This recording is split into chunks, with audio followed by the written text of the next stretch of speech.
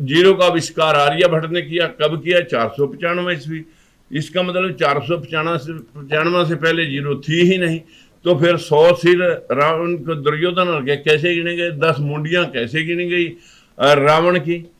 तो फिर यही बात आती है कि 788 ईस्वी में शंकराचार्य भारत का बनाता है चार धाम यात्रा। सबसे पहले श्रवण जाता है वहां अपने अंधे माँ बाप को लेकर, और फिर वो वहां पर चार धाम यात्रा में उसे ले जाते हुए प्यास लगती है, उसका नदी में पानी लेने जाता है, उसका दशरथ तीर मार देता है। तो उसका वक्त उस वक्त भी राम था, उससे पहले भी था। 1623 ईस्वी में मृत्यु होती है तुलसीदास की। उससे पहले उसने रामायण और महाभारत लिखी होगी, जिनमें ढोल गवार शूद्र पशुनारी की चौपाइयां लिखी। लेकिन 1623 ईस्वी में राज किसका था? राज था उस वक्त औरंगजेब का। जो लोकोक्तियां कही गई हैं कि बहुत क्रूर राजा था औरंगजेब, 100 चोटे और जनेऊ काट करके ही वो पानी पीता था, रोटी खाता था। तो फिर तुलसीदास ने एक भी चौपाई औरंगजेब के बारे में क्यों नहीं लिखी? उसने ये लिखने की फुर्सत मिल गई, चित्रकूट के घाट पे भई संतन की भीड़, तुलसीदास चिंतन घिसे और तिलक करे रघुवीर। इसका मतलब रघुवीर राम उसको तिलक कर रहा। 1623 में भी, 788 में भी। अगर तीर मारा था श्रवण का तो दशरथ था, दशरथ का बेटा भी था। हजारों साल तक हम भाई कब तक इस कंसेप्ट को आप कबूल करेंगे? आखिर कब तक हम ये मानते रहेंगे कि सूर्य को एक बंदर निकल सकता है? कब तक हम ये मान सकते हैं कि मैल से बच्चे बन सकते हैं? कब तक अपने समाज के लोगों को 10-10 सिरों वाला रावण और आदमी की गर्दन पर हाथी गर्दन लग सकती है? जब तक हमारे देश के अंदर सरस्वती लक्ष्मी और ये पढ़ाया जाएगा कि पता नहीं किसकी बेटी कहाँ पैदा हुई और कहाँ इन्होंने डिग्री कॉलेज खोल रखे थे कि इनकी पूजा से शिक्षा और ज्ञान मिलेगा। पूरी हमारी जो आज के सिलेबस हैं वो पूरा का पूरा सिलेबस मनुस्मृति के मुताबिक ढाला जा रहा है। उसमें गीता पढ़ाई जा रही है, जिसमें आप जैसे लोगों को समझाया गया है कि जो हो रहा है अच्छा हो रहा है, जो होगा वो भी अच्छा होगा, और जो हुआ वो भी अच्छा हुआ, क्या लाया था क्या ले जाएगा। जो आज देश में संविधान बदलने की बातें चलती हैं, दुख गहरा होता है कि हम 85% लोग हैं। आखिर हम किस मिट्टी के बने हुए हैं? हम तो सिर्फ पंगु 5 किलो दाने वाले बन गए हैं।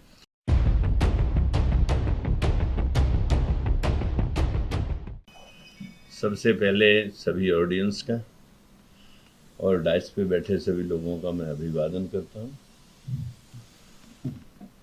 मित्रों, लाइफ में ओनली वन वर्ड, इम्पॉसिबल। पूरी लाइफ में चाहे शरीर इम्बैलेंस हो जाए, शासन सत्ता जुडिशरी इम्बैलेंस हो जाए,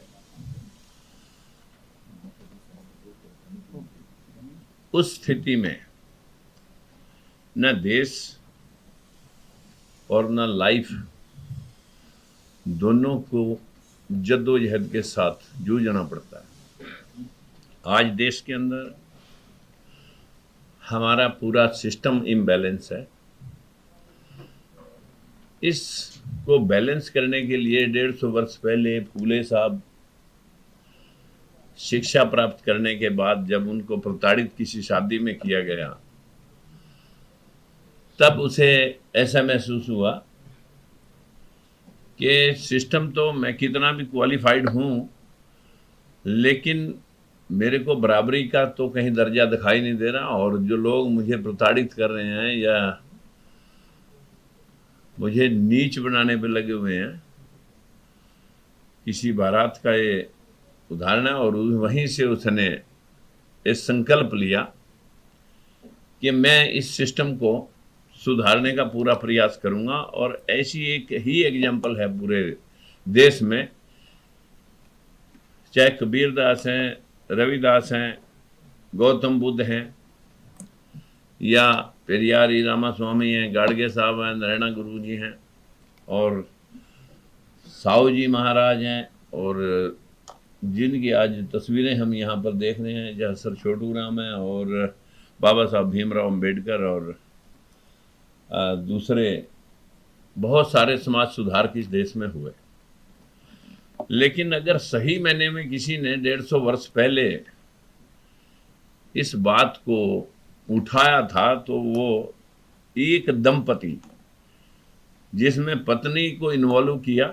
आज हम सभी बैठे हैं यहाँ पर, मुश्किल से कोई एक आध अपनी धर्मपत्नियों को इस सिस्टम में डालने का प्रयास करते होंगे। कुछ की पत्नियां जानबूझ करके उस शिकंजे के अंदर उनकी ब्रेन की जो जकड़न है वो मनुस्मृति के अधीन, चाहते हुए भी, हम चाहते हुए भी घर में क्लेश ना हो, उनको फोर्स नहीं करना चाहते या गाहे बगाहे समझाने का भी प्रयास करते हैं। सबसे पहले सुधार अपने घर से स्टार्ट किया जाता है।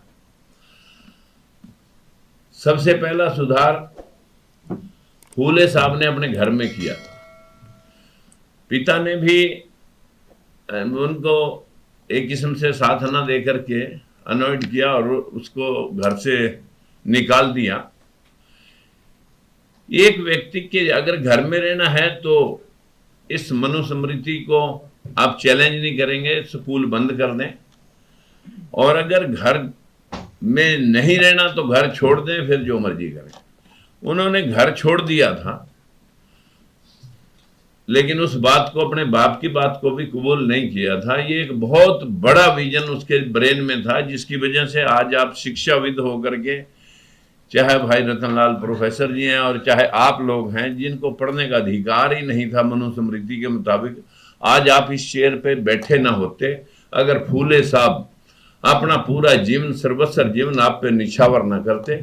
मैं आज बस उसी शख्सियत को जिनकी प्रेरणा से बाबा साहब भीमराव अम्बेडकर ने आपको कलमबद्ध किया और आपको अधिकारों के प्रति कि धर्म, जाति, लिंग भेद, जन्म स्थान, आर्टिकल 15-16 के अंदर स्पष्ट लिखा हुआ है कि कोई ऊंचा नीचा छोटा बड़ा नहीं है, लेकिन उसके विपरीत भी फिर भी कहाँ हमने अपना सहयोग या अपनी जिम्मेवारी कहाँ समझी। भाई देखिए, मैं तो अपनी बात करूंगा, अपने घर की बात करूंगा, अपने उस महापुरुष के प्रति भी जो मेरे मन में विचार हैं।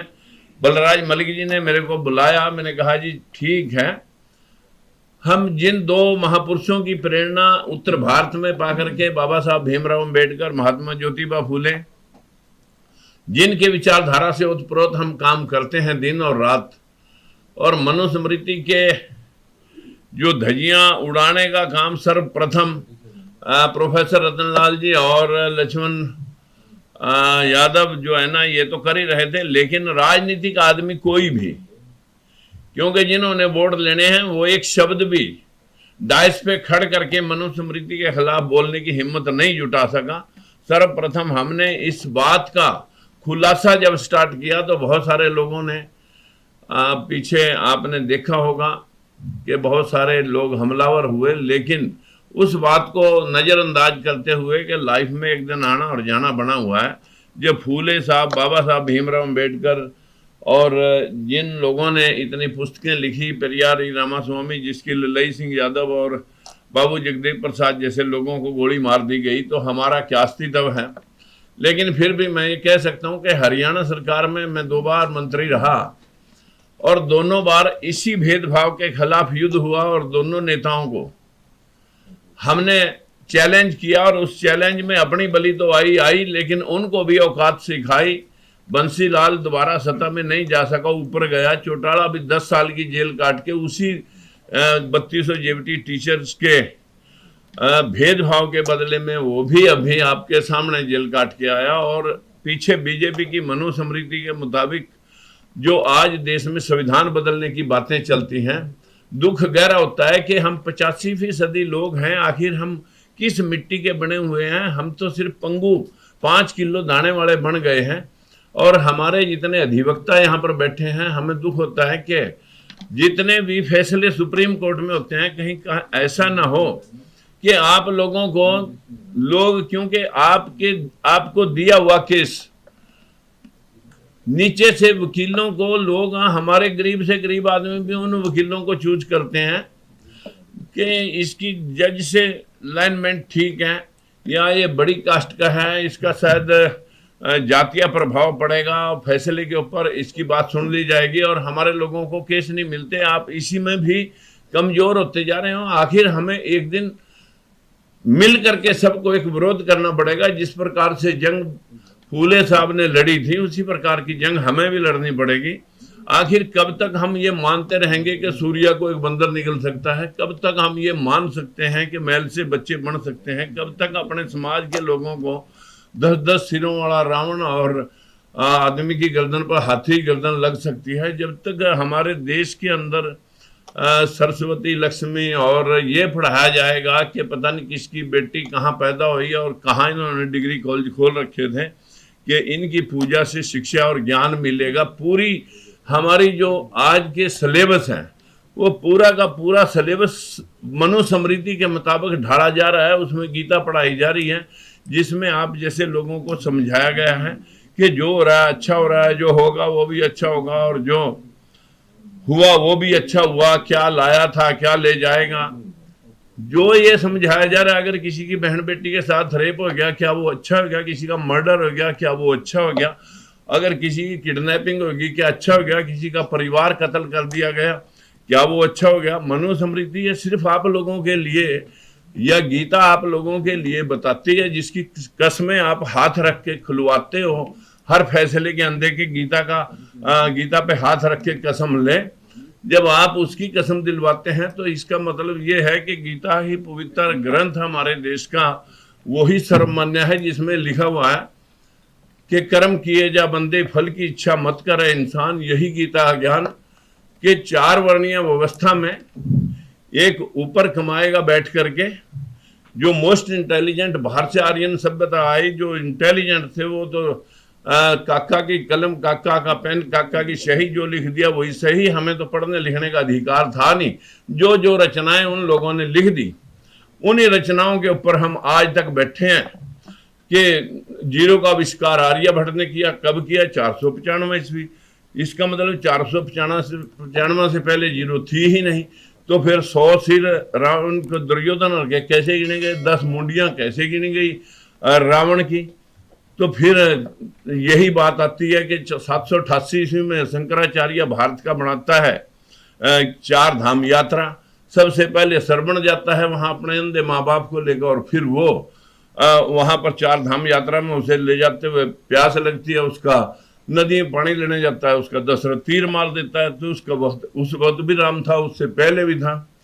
1623 ईस्वी में मृत्यु होती है तुलसीदास की। उससे पहले उसने रामायण और महाभारत लिखी होगी, जिनमें ढोल गवार शूद्र पशु नारी की चौपाइयां लिखी। लेकिन 1623 ईस्वी में राज किसका था?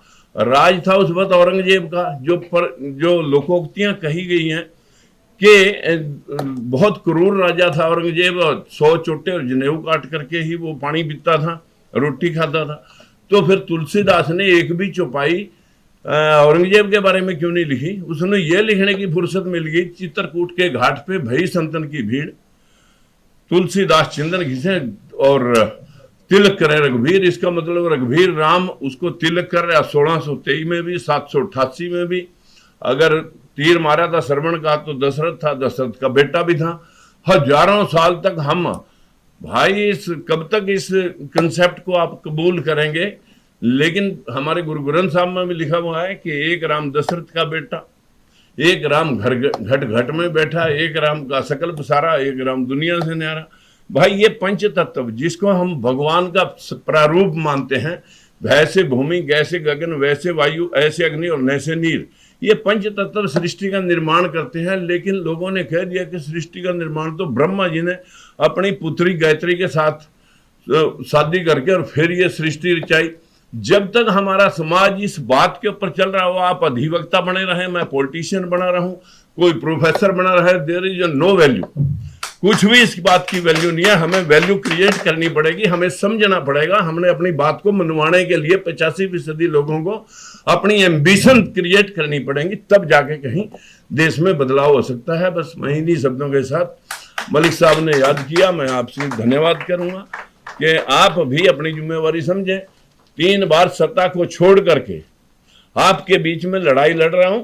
कभी सत्ता के लिए हमने पेट पालने के लिए या अपनी जी हजूरी मनवाने के लिए हम सत्ता नहीं करते। सत्ता हम बैलेंस करने के लिए, जो इम्बैलेंस हो रहा है उसे बैलेंस करने के लिए युद्ध लड़ रहे हैं। हमें आपकी जरूरत है। नमस्कार।